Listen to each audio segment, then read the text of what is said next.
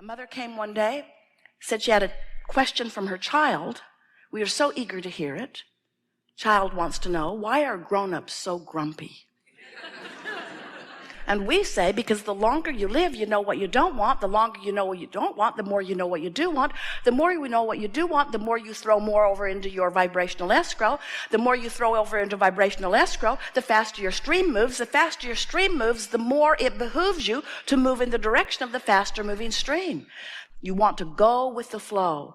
And we want you to understand that it is so much easier to go with the flow than it is to go against the current of the flow. It just takes caring about how you feel and a willingness to reach for softer and softer, better feeling thoughts.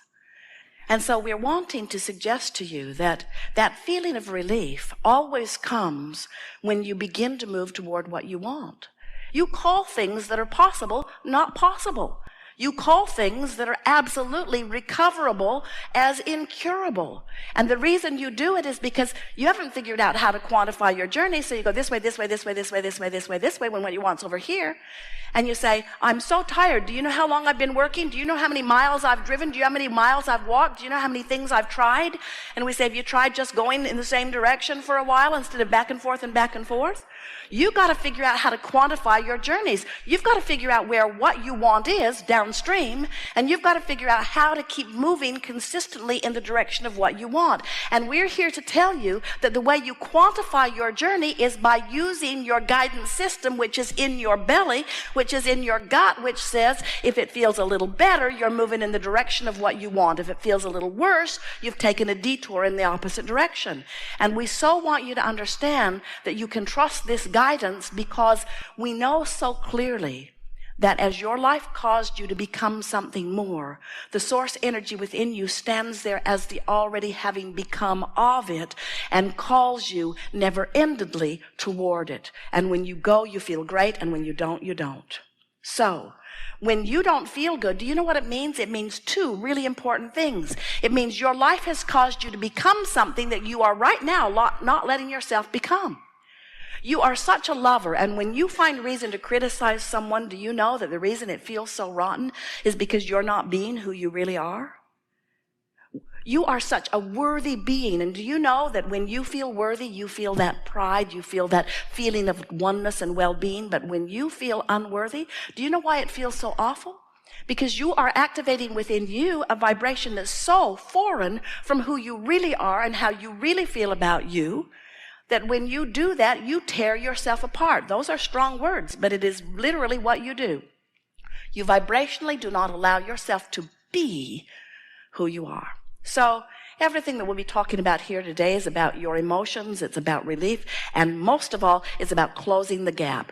And these are the words we want you to leave here remembering. You want to find ways to more and more allow you to keep up with who you are. You must let yourself be you. And every time you feel negative emotion, you're not letting yourself be you, and you can use every excuse in the world to explain why you're not letting yourself be you. He made me feel bad. She hurt my feelings. They betrayed me. They fooled me. They stole from me. They did something bad. They don't understand me. Something bad must have happened in a past life. You get really desperate.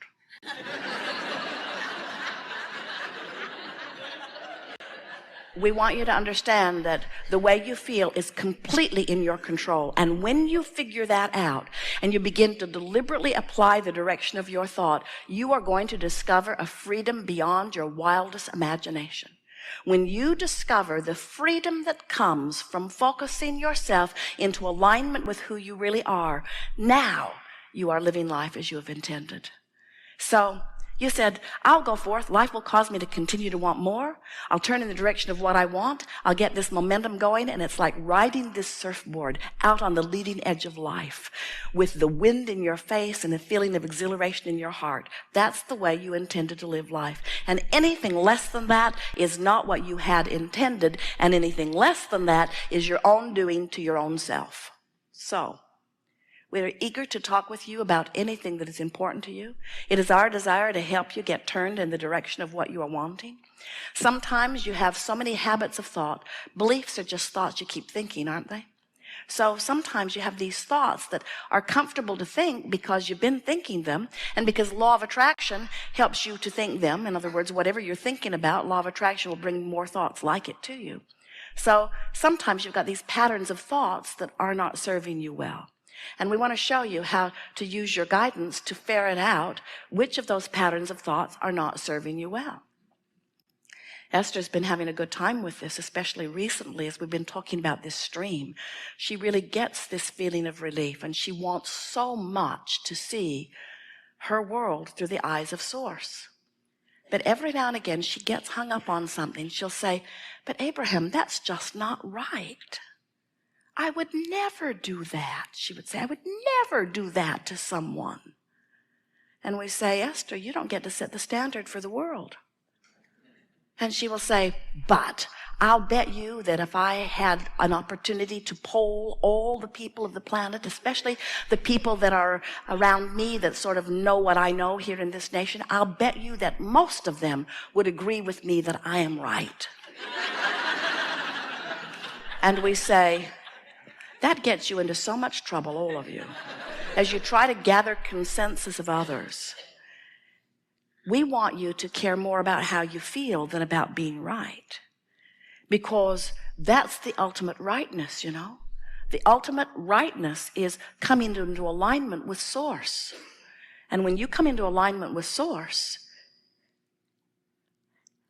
and law of attraction is responding to that aligned you, only well-being can be yours. But when you are justifying or rationalizing or explaining some wrongdoing, you've got yourself out there on the raw and ragged edge. You are disconnected from who you are. And even though Source energy is calling you powerfully toward who you have become, you're not going is what's tearing you apart. It's not what they did that is destructive to your experience. It's not what somebody else did that is destroying your health. It's what you're doing with your own vibrational discord, you see. When physicians and scientists begin looking for vibrational causes rather than medical cures, they'll really be onto something. Because at the heart of every dis-ease is dis-ease. At the heart of every negative emotion is contradicted energy. So we say, if you've got some negative emotion about something and you've learned to live with it, so you don't do anything about it, don't worry, it will get bigger. Law of attraction says that it must. Because the more you live with it, the more you'll throw more into your vibrational escrow. The more you throw into your vibrational escrow, the faster your stream moves. The faster your stream moves, the more you feel uncomfortable in not moving with it. And so the more you throw into your vibrational escrow, in other words, the worse it gets, the worse it gets, the worse it gets, the better it gets, the better it gets, the better it gets. Law of attraction says that it must. So when you care about how you feel, and this is the thing that we always enjoy most, when you come to a gathering like this, your sense of who you are is activated. Your stream moves faster. You come into alignment with who you are, and you become more sensitive to the way you feel. You would not think it would be a good idea. The stove is so hot. It is so unpleasant to touch that hot stove. I think I will just treat my fingers to some Novocaine. So much better. The hot stove doesn't bother me at all, except for that odd odor.